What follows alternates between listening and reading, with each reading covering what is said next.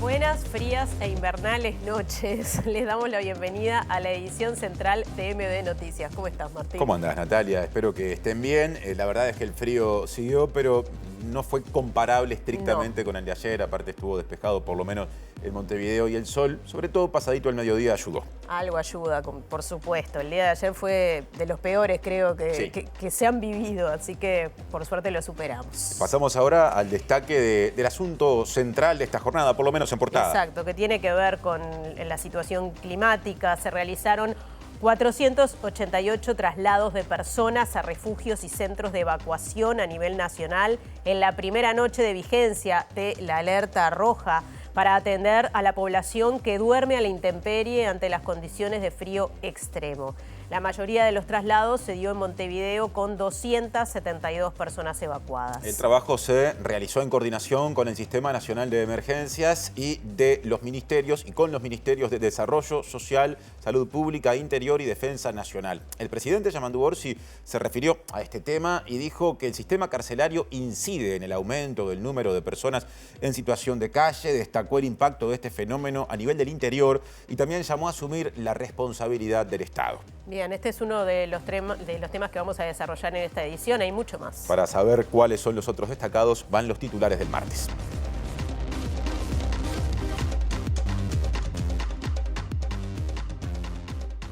A pedido del presidente Yamandu Orsi, Jaime Saavedra, quien horas antes había renunciado a la presidencia del Instituto Nacional de Inclusión Social Adolescente, dio marcha atrás y no hará efectiva la renuncia.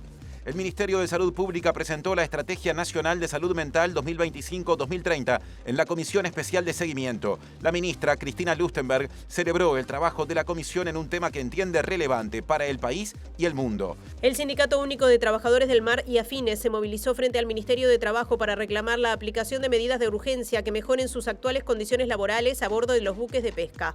En el desayuno mensual de ADM, el economista Javier de Aedo dijo que el actual gobierno se ha tenido que manejar en un difícil equilibrio entre decir toda la verdad sobre la herencia económica que recibió y, por otro lado, contemplar la visión de los organismos internacionales y las calificadoras de riesgo. Germán de Agosto presentará la nueva encuesta de expectativas económicas en Uruguay realizada por el Banco Central, que revela las proyecciones de analistas sobre variables clave como la inflación, el tipo de cambio y el crecimiento económico. El presidente de Estados Unidos, Donald Trump, instó a través de sus redes sociales a Israel a abstenerse de lanzar bombas y a no violar el alto al fuego acordado con Irán.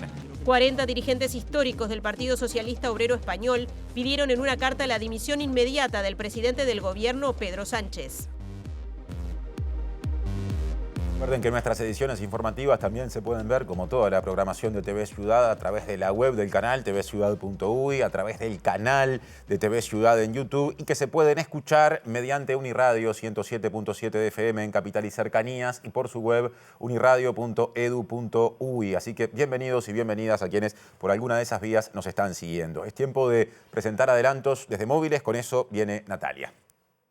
Sí, Martín, y nos vamos primero al Palacio Legislativo. Allí está Angie Álvarez. Intenso trabajo en estos días en el Parlamento, pero además nos va a hablar de un tema vinculado al sistema carcelario y apenas. Angie, adelante. Así es, Natalia, Martín, buenas tardes para ambos y para todos quienes nos están acompañando. Desde las 18 horas transcurre la presentación del informe sobre la situación de las mujeres privadas de libertad con hijos y la presentación también de datos y de medidas alternativas para estas mujeres. Participaron de la presentación, de la introducción, el comisionado parlamentario Juan Miguel Petit, también la vicepresidenta de la República, Carolina Cose, y la senadora Betiana Díaz. En estos minutos transcurre la presentación en voz de Ana Juanche. En minutos, si les parece, los convocamos para conocer un poco más sobre lo que arrojó esta información que fueron comunicando. Bien, y ahora vamos acá cerquita al Palacio Peñarol, que se une como centro de refugio o evacuación para personas en situación de calle, Martín. Gracias, Natalia. Martín, buenas tardes para ustedes. Se suma este centro de contingencia con 130 cupos aquí en el Palacio Peñarol. Desde la jornada de hoy se amplió 170 la cantidad de plazas que en la jornada de hoy comunicó el SINAE en coordinación con el Ministerio de Desarrollo Social, el Ministerio del Interior, el Ministerio de Salud Pública y también el de Defensa, y se está armando en estos momentos aquí en el Palacio Peñarol este nuevo local. Vamos a estar ampliando en algunos minutos cuáles van a ser las características y en particular la evaluación que se generó por parte del SINAE de lo que fue la primera jornada, en la jornada de ayer, de contingencia que atendió en todo el país a 488 personas.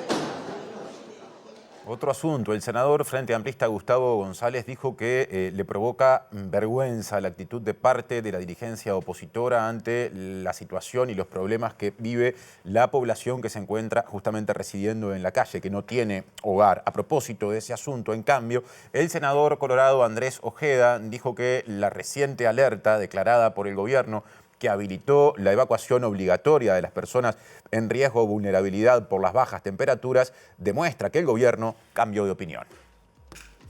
Me alegra que el Frente Amplio y en particular el hoy ministro Civil haya cambiado radicalmente de opinión sobre la posibilidad de retirar gente de la calle contra su voluntad. Esa desgracia se está tomando como botín político. No tiene vergüenza. Es lo que le falta a aquel político que tome esto como un botín.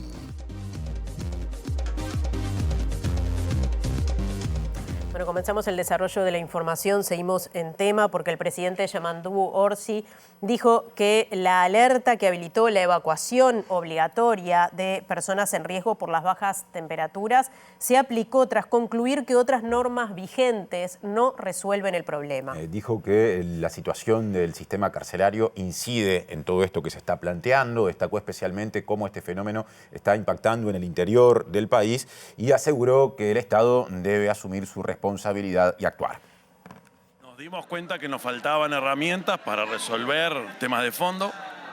La normativa y las disposiciones que tenemos vigente de no existir una situación de excepcionalidad no resolvía o no profundizaba en la solución o la resolución de algunos temas. Estoy hablando concretamente en la evacuación de gente que está en situación dramática, que de por sí ya es un problema, pero en tiempos de rigurosidad climática te obliga y te exige tomar otro tipo de determinación. Mientras dure este frío no se puede andar dudando y no podemos estar a expensas de un dictamen o un diagnóstico médico o sanitario más o menos. Veníamos del año 2023, es el último censo de situación en calle, ya tiene un tiempo,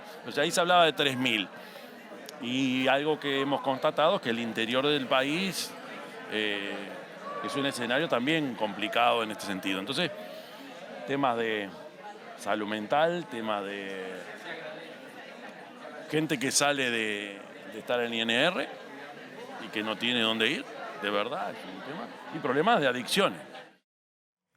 Lo que recién repasamos cuando empezábamos a meternos en este asunto, ahora lo complementamos porque el senador del Partido Colorado, Andrés Ojeda, dijo precisamente que esta decisión del gobierno de habilitar la evacuación obligatoria demuestra que el actual oficialismo cambió de opinión con respecto a la atención de las personas en situación de calle. También dijo que la internación compulsiva es la más light de las acciones que puede tomar el Ministerio de Desarrollo Social para abordar esta problemática. Me alegra que el Frente Amplio y en particular el hoy ministro Civil haya cambiado radicalmente de opinión sobre la posibilidad de retirar gente de la calle contra su voluntad. Esa fue la discusión central en el marco de la ley de internación compulsiva. Y fíjense el trajinar legislativo de esto, ¿no? En el año 2013, creo, la 19.120, en la ley de faltas enviada por el ministro Bonomi en aquel momento y por el Poder Ejecutivo, criminaliza dormir en la calle. Por primera vez se convierte en un delito. Una falta es un pequeño delito, dormir en la calle. Acto seguido tenemos esta ley que están usando ahora, que es la que tiene que ver con el SECOED, que prevé una evacuación para casos de desastre natural. Hablamos de inundaciones, no necesariamente del frío, pero bueno, es otra discusión. Y después hay una internación compulsiva que de todas es la más light, pero es la que tuvo mayor reacción negativa de parte del Frente Amplio, justamente por pasar por encima de la libertad de la gente y llevársela a prepo de la calle. Ahí está la discusión central. Si podemos sacar a alguien, aunque no quiera ser sacado, alguien que no ha cometido delito, que evidentemente no está siendo detenido, yo creo que la ley de internación compulsiva es ampliamente superior en cuanto a garantías para las personas que están involucradas que la ley que están utilizando ahora, porque involucra una participación preceptiva de médico y tiene un componente de abordaje integral.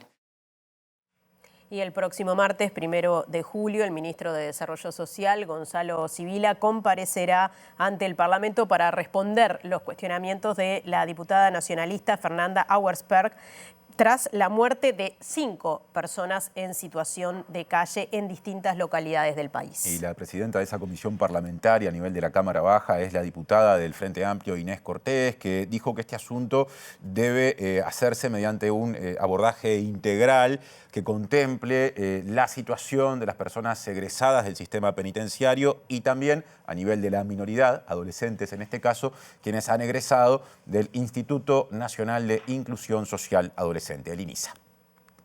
La convocatoria en diputados la hizo concretamente la diputada Fernanda Auersperg, que ella va a preguntar, bueno, cuáles son, por lo que tengo entendido, cuáles son los lineamientos de política para atender esta situación emergente de la situación de calle crítica que tenemos actualmente.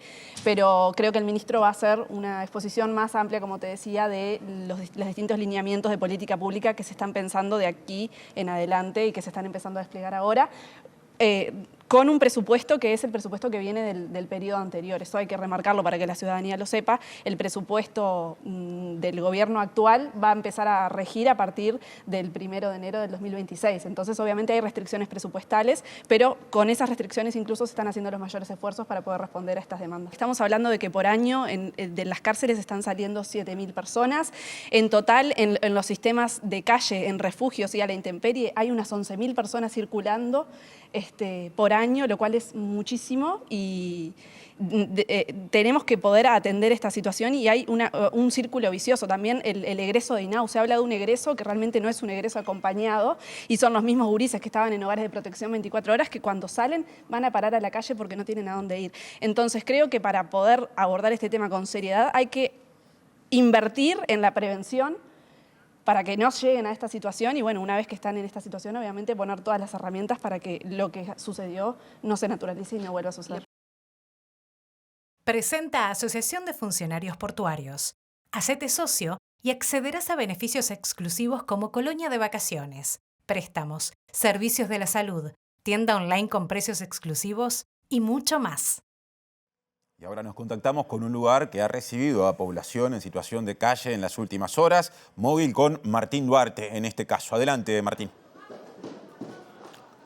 Gracias, Martín. Estamos aquí en el Palacio Peñarol en esta jornada, esta reunión, esta jornada de evaluación que va a ser diaria por parte del equipo del SINAU con los ministerios que están involucrados en lo que ha sido este plan de contingencia para las personas de situación de calle. Determinó que uno de los aspectos a corregir fue la cantidad de plazas disponibles para atender a las personas en situación de calle. En la jornada de ayer hubo 40 cupos, 48 para ser precisos, que tuvieron que ser trasladados a otro de los centros que estaban previstos y se decidió en la jornada de hoy sumar 170 plazas más. Entre ellas 130 van a estar funcionando desde el día de hoy aquí en el Palacio Peñarol. Incluso en la jornada de mañana, a partir de la jornada de mañana, el propio Club Atlético Peñarol se hará cargo de la comida que se disponga en este centro, que ya vamos a estar mostrándoles cómo se está armando con trabajo en conjunto del SINAU, de Peñarol Social y también de los distintos ministerios. Pero decíamos que hoy estuvo realizándose en Torre Ejecutiva la primera evaluación, de la cual participó el director nacional del SINAE, Leonardo Palomeque, y también el subsecretario de la Policía Nacional, Clavijo, que estuvieron haciendo referencia a las cifras de las personas evacuadas en la jornada de ayer y estas mejorías que se están sumando al plan. A nivel nacional La policía realizó 488 traslados de personas que fueron evacuadas a diferentes refugios y centros de evacuación. Montevideo fue el que tuvo la mayor cantidad, fueron 272 personas trasladadas. En el día de ayer, como lo nombraba el subdirector nacional Clavijo, se llegó al cupo máximo de 148 personas en un centro evacuado que estaba previsto para 100 personas inicialmente. Voy a repasar, en el día de ayer hablamos en lo que es el polideportivo 100 plazas, en lo que es la plaza de deporte número 2 también había capacidad para 100 plazas y se habían ampliado 30 plazas más en Defensa Nacional, específicamente en lo que es el servicio de transporte del Ejército. Por gestiones realizadas entre Presidencia, se llegó el Club Atlético Peñarol, ofreció las instalaciones del Palacio Peñarol para llevar adelante el establecimiento de un centro de refugiados. Hoy las coordinaciones han llevado que en este momento hemos establecido en el Palacio Peñarol 130 plazas para alojamiento de personas. Es importante destacar que también estos centros se ampliaron al ser centros de evacuados, pasaron a ser centros de 24 horas. Es decir, acá no son centros únicamente nocturnos, sino que se mantiene.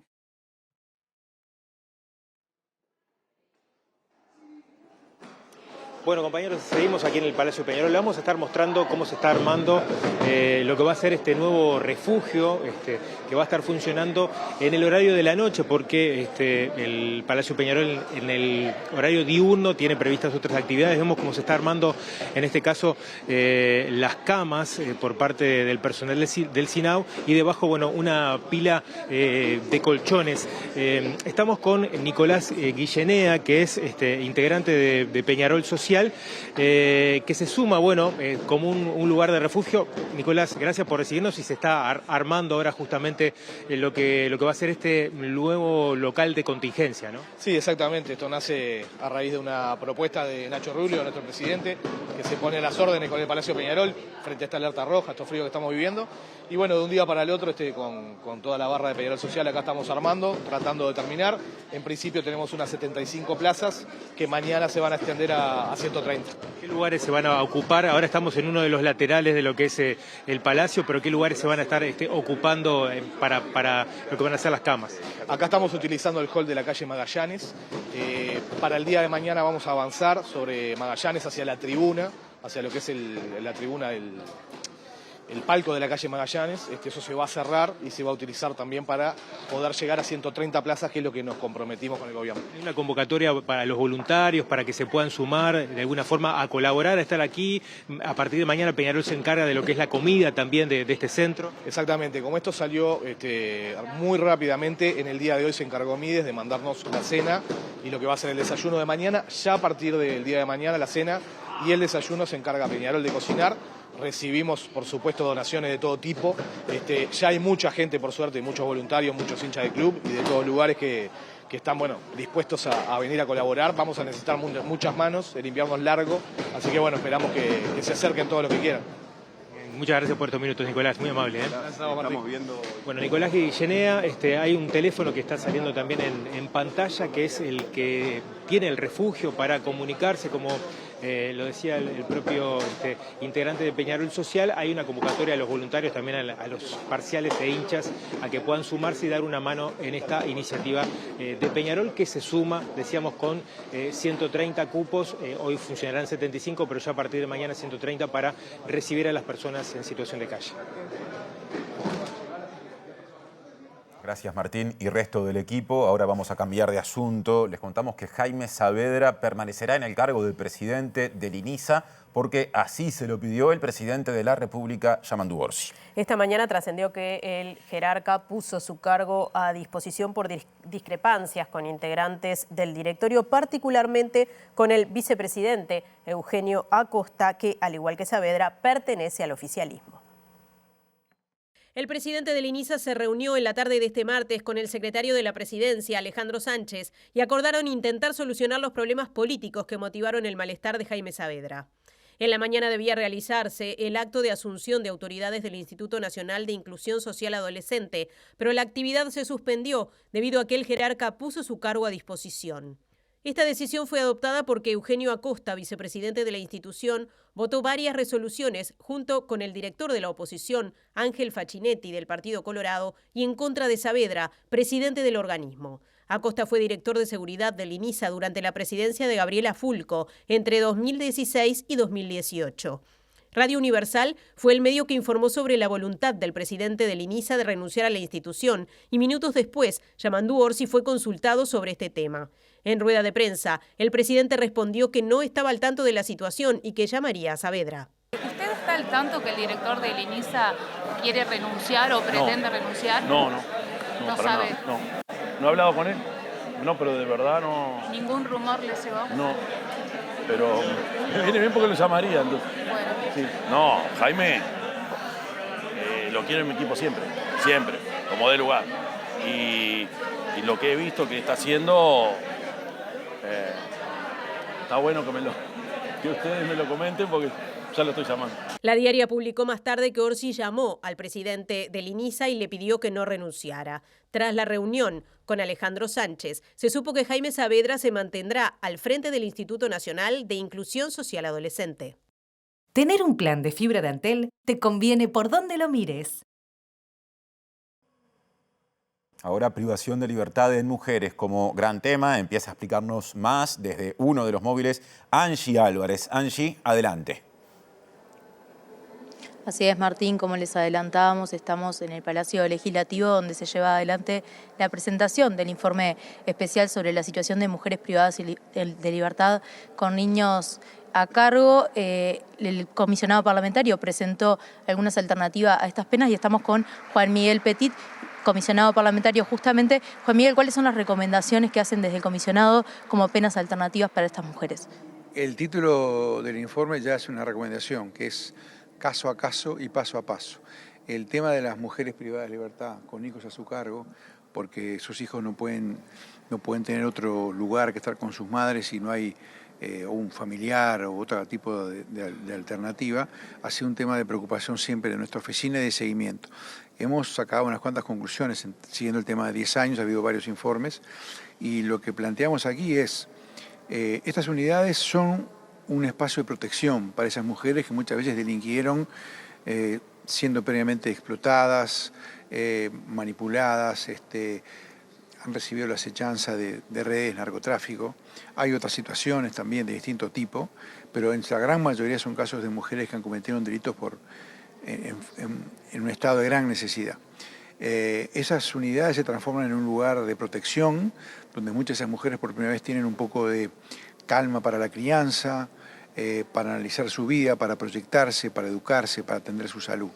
El tema que son burbujas de protección transitorias. Entonces hay que pensar en soluciones en la comunidad, porque esas personas después vuelven a la comunidad y van a enfrentar los mismos riesgos, las mismas vulnerabilidades. Por eso el caso a caso, en el sentido de que hay mecanismos ya legales existentes y hay otros que se pueden crear ampliando los ya existentes para que en los casos de delitos leves la pena alternativa sea una opción, o desde el principio del cumplimiento de la sanción penal o en algún momento de la sanción penal, para que esa mujer pueda estar cumpliendo en la prisión domiciliaria asistida con programas de rehabilitación, con control, con asistencia, con acceso a educación, asistencia a tratamiento de salud mental. Y bueno, caso a caso, no es una propuesta de una solución general igual para todo el mundo. Estamos hablando de varias decenas de casos, pero es en todo caso un universo acotado y manejable y que permitiría muchísimos mejores resultados tanto para las madres que cometieron un delito y que deben proyectar un nuevo mecanismo de vida, un nuevo proyecto de vida, y para sus hijos que van a poder tener una atención mejor en ese tipo de medidas y mantener aquellas unidades que tienen que estar las mujeres con sus hijos con los equipos técnicos presentes, cuidando justamente esos pocos niños que están allí con un estado de gran fragilidad y vulnerabilidad por la situación que vivieron previamente y que allí tienen una protección. Esa protección hay que cuidarla también en la comunidad. Petit, advertían también en estas cifras que gran parte de estos delitos tienen que ver con delitos de estupefacientes. ¿Qué señal debe dar esto al sistema político? Bueno, la causal del delito, que dentro de estupefacientes hay situaciones distintas, pero en general las mujeres con hijos a su cargo, de nuevo, llegan al delito de un largo proceso, pero generalmente de nuevo por motivos de exclusión, situaciones a veces de estrategia de supervivencia, embarazadas o a veces con ya varios hijos a su cargo o a cargo de personas mayores. Entonces hay que pensar que la sanción penal no sea una caída libre, sino que sea un proyecto nuevo de vida. En algunos casos son necesarias estas unidades donde están con sus hijos. En otros casos pueden ser posibles medidas alternativas con cuidado, con control. No es solamente que no vayan a la cárcel, es que tengan una sanción penal en la comunidad, con prisión domiciliaria o en otro tipo de institución donde puedan tener rehabilitación también, pero no estando en una institución que para los hijos tiene también efectos negativos. Los ruidos, el alerta, los controles, los alambrados, ese tipo de cosas. De nuevo, son unidades que en general uno ve con mucho cuidado, con un gran esfuerzo, donde son espacios de protección para esas mujeres y espacios de protección para esos hijos. Pero es una protección transitoria, hay que pensar de cómo se vuelve esa protección, se vuelve permanente y en algunos casos cómo se puede evitar esa internación con otro tipo de sanción penal, que también es una privación de libertad, pero es una privación de libertad de otro tipo, mucho más eficiente, mucho más acorde a las necesidades de reintegración. Muchas gracias. Escuchábamos al comisionado penitenciario Juan Miguel Petit hablar justamente sobre la situación de las mujeres en situación de privación de libertad. Vamos a guardar por más información porque sigue desarrollándose este encuentro aquí y presentándose más datos del informe. Si les parece, cualquier cosa los convocamos. El presidente Yamandú Orsi aseguró que el gobierno no aplicará un impuesto de 1% al 1% de la población más rica del país, pese a que este lunes así se lo solicitó una delegación del PIT-CNT. En cambio, atención con esto, dijo que la administración, o sea su gobierno, aspira a captar la recaudación correspondiente al impuesto mínimo a la renta global, que las multinacionales ya pagan, pero por ahora no pagan en Uruguay. PIT-CNT plantea, hace ya tiempo que nos viene planteando, la posibilidad de gravar al 1% más rico, dicen. Y nosotros le planteamos que nosotros no vamos a crear más impuestos. Pero ahí el propio PIT-CNT dice, bueno, habría que buscar la forma de recaudar mejor en esos sectores de la sociedad. Nosotros, por ahora, no estamos pensando en nuestro mensaje presupuestal ningún recargo. Lo que sí estamos analizando, y en ese marco se puede ver esto, que el mundo nos obliga a pensar en el impuesto mundial global y cómo hacemos nosotros para quedarnos nosotros con ese cobro y que no te lo ganen otros países, porque cambiaron las reglas de juego, están cambiando. Entonces, a eso sí tenemos que prestarle atención y en ese marco es el espacio que nosotros nos estamos dando para repensar absolutamente todo sin que signifique pérdida del ingreso, sin que signifique desestímulo a la inversión. En línea con lo dicho por Orsi, días atrás el subsecretario de Economía y Finanzas, Martín Valcorba, adelantó que el proyecto de ley de presupuesto incluirá una disposición que habilitará a Uruguay a recaudar el impuesto mínimo a la renta global que ya tributan empresas transnacionales con actividad en el país y estimó que esa modificación puede generar un ingreso de 350 millones de dólares por año. En diálogo con La Diaria, aseguró que desde el quinquenio pasado algunas firmas están reclamando dejar de pagarlo en otros países y hacerlo aquí porque les facilitaría las gestiones de liquidación y aseguró que no aprovecharlo sería de una torpeza mayúscula. Más asuntos económicos. El economista Javier de Aedo, ex subsecretario de Economía y Finanzas y también en su momento director de la Oficina de Planeamiento y Presupuesto, dijo que el actual gobierno se ha tenido que manejar en un difícil equilibrio entre decir toda la verdad con respecto a la herencia económica que recibió y contemplar la visión de los organismos internacionales y las calificadoras de riesgo. De Aedo subrayó que la regla fiscal que se autoimpuso el anterior gobierno no se cumplió en los 2 últimos años de la administración. Una situación fiscal heredada muy complicada, incumpliéndose la regla fiscal, se acepta que se incumplió en el último año, pero también se incumplió en el penúltimo. Y, en última instancia, las reglas se pueden incumplir si no hay un enforcement, si no hay consecuencias para quienes la incumplen. Y, en todo caso, tienen un valor moral. Y la herencia fue muy complicada, un déficit fiscal que, si se suman las postergaciones de pagos para este año, si aquí hay proveedores del Estado, se van a encontrar seguramente con que muchos no han cobrado todavía. Hubo facturas que se registraron y son deuda flotante, hay facturas que no se presentaron a ser contabilizadas y hay facturas que ni siquiera se presentaron ante el Ministerio o la oficina correspondiente para no tener que cargar con el costo financiero del IVA de esa factura. Y el gobierno se ha manejado en un difícil equilibrio para dar la mala noticia, porque desde el punto de vista político me imagino que se salían de la vaina para poder decir, miren lo que nos dejaron, pero por otro lado no podían decir toda la verdad porque están los organismos internacionales y las calificadoras de riesgo y los inversores en bonos uruguayos que van a decir, pero entonces, ¿cómo es esto? ¿Cuál es la solvencia del país?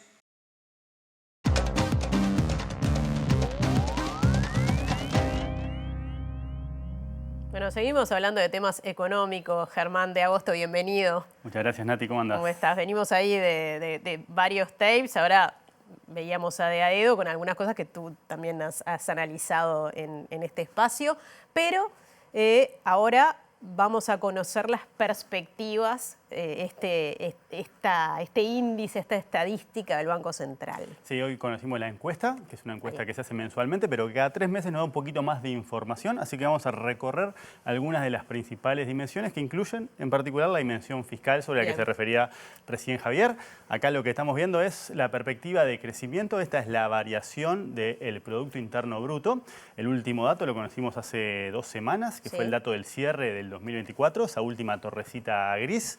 En naranja, simplemente para tener referencia, marcamos los promedios de esas décadas. ¿Sí?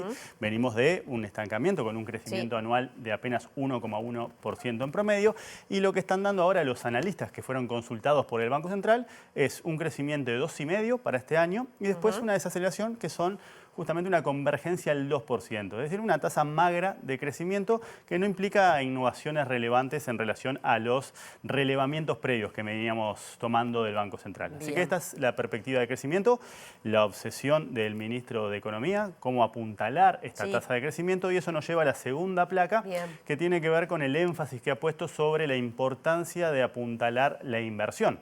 Acá no estamos viendo el crecimiento de la inversión, lo que estamos viendo es cuánto representa la inversión con relación al Producto Interno Bruto. ¿Sí? Y se ve acá el impacto que han tenido los grandes proyectos que hemos tenido en los últimos años. Y en particular lo que llama la atención es que a pesar de UPM2 y a pesar del conjunto de obras conexas que hemos tenido, la tasa de inversión como proporción del PIB sigue estando por debajo de esa línea. Esa línea que sería el umbral deseable, por lo menos establecido por el Ministerio de Economía, justamente para poder impulsar el crecimiento y las capacidades productivas del país a mediano y largo plazo, que es uno de los grandes desafíos. Algo fundamental, según dice el equipo económico, porque para es la poder condición lograr necesaria. Es de donde, exactamente. ¿Sí? Así que esto es como la contracara del desafío asociado al crecimiento. Perfecto. Ahora vamos una plaquita más y ya nos corremos de dimensión y vamos a volver a la dimensión fiscal. Esto también fue parte del relevamiento que hizo entre los analistas. Acá tenemos historia larga fiscal.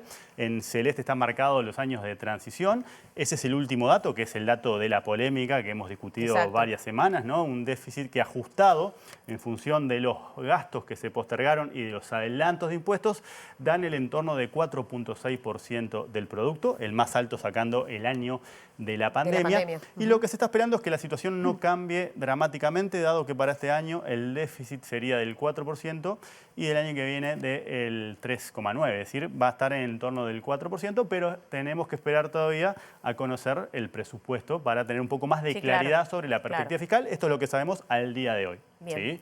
Un pasito más y tenemos en la siguiente placa la dimensión vinculada al mercado de trabajo. Y acá tenemos en las torrecitas es la tasa de desempleo. Ese es el promedio de cada año. Ahí estamos tomando el promedio anual. Y para 2025 y 2026, fíjate que no se esperan cambios significativos en lo que es el nivel de desempleo, que hoy está en el entorno del 8%. Lo que viene sucediendo desde hace varios años. Exacto, si te fijas no hay un cambio relevante.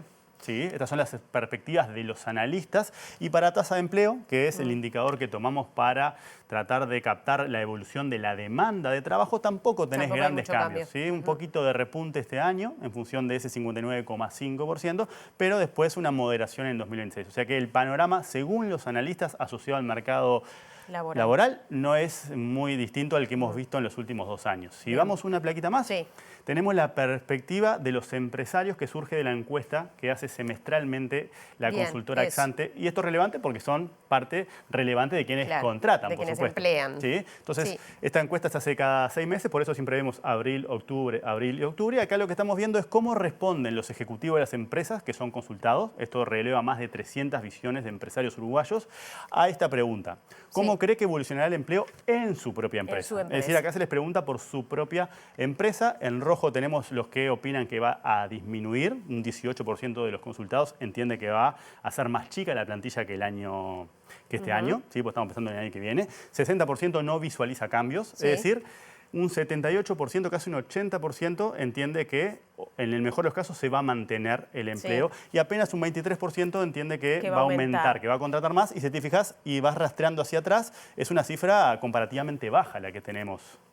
El Banco Central se basa, o sea, tiene en cuenta también esta encuesta de Exante para su perspectiva. No, son insumos distintos. Lo que hace el Banco Central no es la perspectiva propia del Banco Central, sino lo que hace mensualmente es agarra 25 analistas, 25 instituciones más o menos en promedio y les va consultando cuánto pensás que va a estar el desempleo, cuánto pensás que va a estar el crecimiento. Pero coinciden, ¿no? Exactamente, pero naturalmente tienen visiones semejantes cuando tomamos un insumo complementario que lo que hace es tomar un conjunto de empresarios y les preguntan por este tipo de dimensiones. Bien, y se tienen en cuenta las condiciones internacionales que, y por supuesto, todo pueden llegar esto a afectar está permeado, mucho más al país. Atravesado por una situación sumamente compleja de lo que es el escenario externo. Si el mundo no nos da nada, la región no nos da nada. Y eso es parte de lo que forma el diagnóstico de la complejidad que tiene enfrentar los desafíos en materia de crecimiento, en materia de finanzas públicas, en materia de los desafíos socioeconómicos en términos amplios. Por supuesto, todo lo que discutían ahora de cómo la fiscalidad internacional también altera los regímenes por los cuales Uruguay tradicionalmente capta inversión, partiendo de la base que Uruguay es un país caro. Eso hoy está desafiado por las reglas que están cambiando. Entonces, eso también es una condicionante sumamente relevante a la hora de pensar cuáles son las perspectivas de mediano plazo. Y vamos a la siguiente placa, que es la última placa, y acá tenemos la obsesión uruguaya, que es cuánto va a estar el tipo de cambio a fin de año. Pero son conjeturas, no hay una proyección. Eso es un poco distinto con las variables que veíamos recién, donde hay un modelo econométrico, es decir, hay una proyección lo más rigurosa desde el punto de vista que se puede pedirle a una ciencia social, pero en este caso es imposible, no se puede proyectar el tipo de cambio, entonces son conjeturas que son necesarias para proyectar las otras cosas. Y fíjate el contexto en el que estamos, ¿no? Fíjate que desde el pico que tuvimos del tipo de cambio, por arriba de 44,5, cayó un 10% y hoy terminó cotizando en torno de 40,2, lo cual también exacerba el desafío asociado al sector externo por el lado de la competitividad. Nos ayuda con la inflación, como hemos discutido, pero es una tasa, es un 10% menos, en un contexto donde el dólar está cayendo en todo el mundo. Eso tiene que ver con todo lo que está sucediendo a nivel mundial y el momento conflictivo en una parte del mundo, ¿no? Y en particular las dudas que está generando la posibilidad de que el dólar eventualmente pierda el lugar de privilegio que ha tenido en el sistema internacional desde los acuerdos de Bretton Woods, que fueron los que pautaron la primacía del dólar en el año 1948, que es cuando el dólar tanto nos afectó a nosotros. Exacto, cuando el dólar se ata al oro. Entonces, un montón de cosas que está haciendo Donald Trump cuestionan exactamente cuál es la perspectiva de ese dólar, si va a seguir siendo la moneda de reserva global. Lo que tenemos entonces es que la caída en el caso de Uruguay es parte de una caída global del dólar y lo que se espera es, fíjate, esas son las presiones que surgen de hoy, es un repunte. De vuelta, hay que tomarlo como lo que son conjeturas. Cualquier cosa puede cambiar, pero hoy por hoy los analistas están visualizando un tipo de cambio que gradualmente subiría. ¿Qué tal? Buenas noches. Abrimos el capítulo internacional hablando de varias cosas. En primer lugar, que está reunida la OTAN en La Haya para tratar de ver, bueno, cómo se puede salir de este atolladero en el que en este momento está la Alianza Atlántica y que va a tener por primera vez la presencia de Donald Trump, por lo menos en esta etapa. Y por otro lado también que la guerra en Gaza sigue con todo su vigor y hubo 20 muertos en los puntos de distribución de alimentos, lo cual demuestra que la situación en el enclave palestino sigue siendo grave, más allá de que la guerra entre Irán e Israel parece haber quedado en suspenso. Por lo menos eso es lo que dijo el presidente de Estados Unidos, Donald Donald Trump ayer y hoy se mostró muy molesto con ataques que se produjeron en ambos bandos, pero sobre todo con el gobierno de Israel, a quien le manifestó su malestar porque entiende que esta guerra ya debería haber terminado. Todo esto se da en un contexto de muchísima fragilidad entre ambas partes, donde si bien reconocen estar en una tregua, tanto Israel como Irán han advertido que en caso de que se violen las reglas o se crucen las líneas rojas, el conflicto podría retomarse.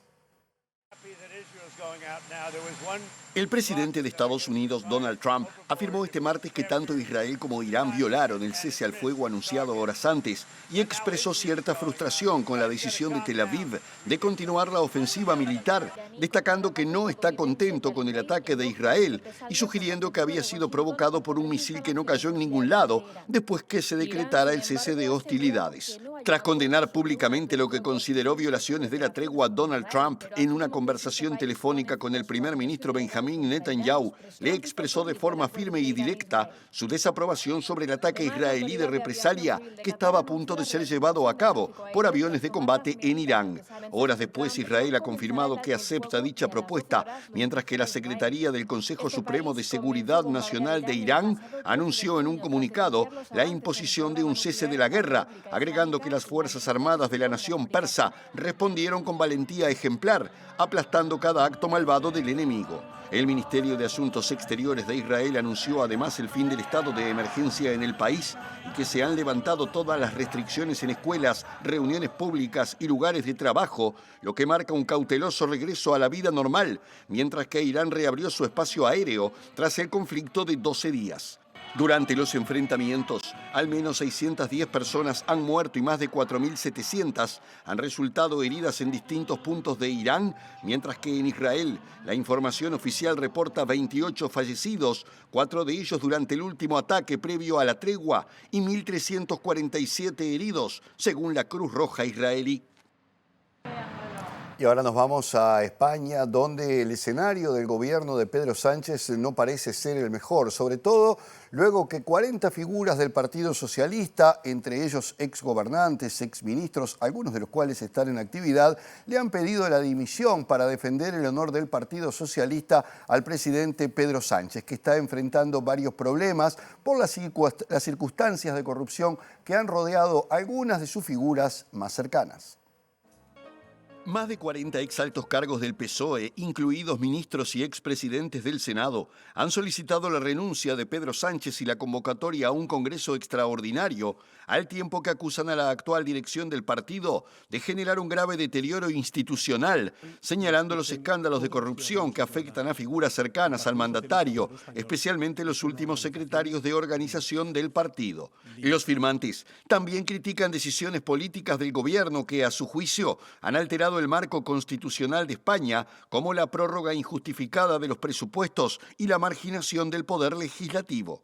La solicitud de renuncia de Pedro Sánchez y la convocatoria de un Congreso extraordinario reflejan una crisis interna significativa en el PSOE, donde la división creciente podría afectar la estabilidad del partido, especialmente en un momento donde los votos y el respaldo de la ciudadanía parecen estar en juego, sumado a la presión externa del Partido Popular, que podría capitalizar las divisiones dentro del socialismo español. El Congreso fijó para el miércoles 9 de julio la comparecencia de Sánchez ante el Pleno de la Cámara Baja para que rinda cuentas tras la salida del ex número 3 del PSOE, Santos Cerdán, junto al plan de rearme de la OTAN, aunque por primera vez se ha optado por dividir la sesión plenaria en dos debates para no mezclar los casos de corrupción con la agenda internacional. Presentó Mercado Agrícola de Montevideo, en el corazón de un barrio donde late la ciudad. Mercado de Historias. Mercado de Historia.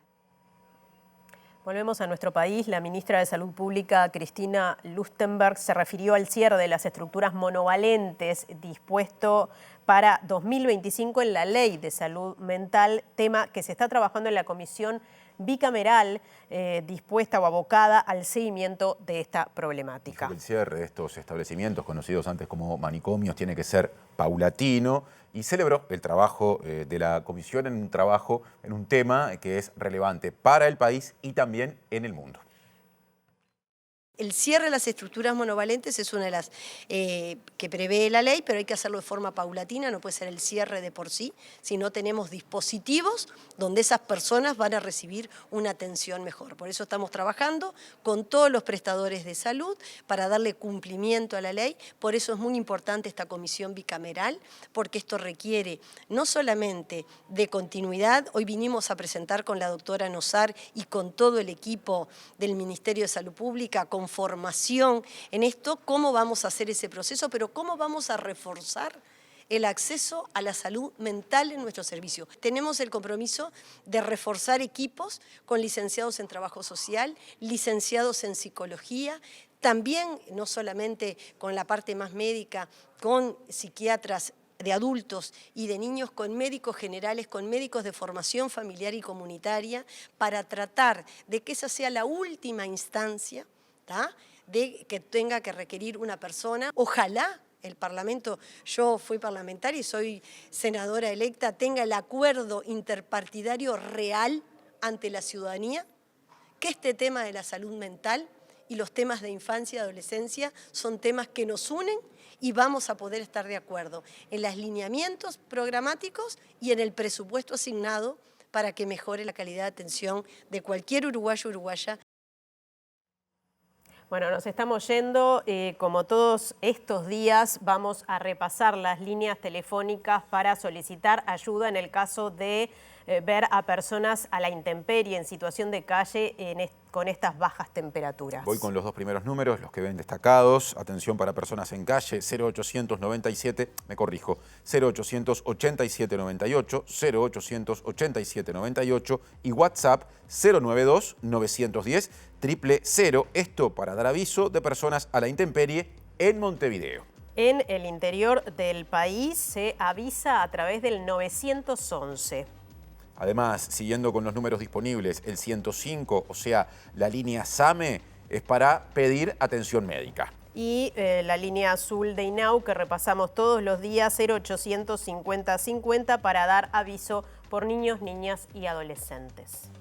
Y ahora es tiempo de repasar el pronóstico del tiempo elaborado por Inumet. Exacto, vamos a ver cómo estará el tiempo en los próximos 2 días en Montevideo y zona metropolitana.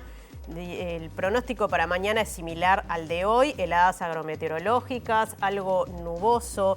Vemos allí que la máxima será de 13 grados y la mínima de 3. Y ahora pasamos al pronóstico del tiempo previsto para pasado mañana, día jueves en Capital y cercanías. Por la mañana, cielo nuboso con periodos de cubierto, probables heladas agrometeorológicas, y por la tarde y la noche, disminución de nubosidad. Temperaturas extremas para el jueves, mínima 4 grados y máxima 11. Bueno, los invitamos a quedarse porque ya viene Lado B. Sí, a continuación la edición en síntesis de MBD Noticias, que estará tempranito mañana con la primera edición correspondiente al día miércoles. Bien, hasta mañana. Que pasen bien.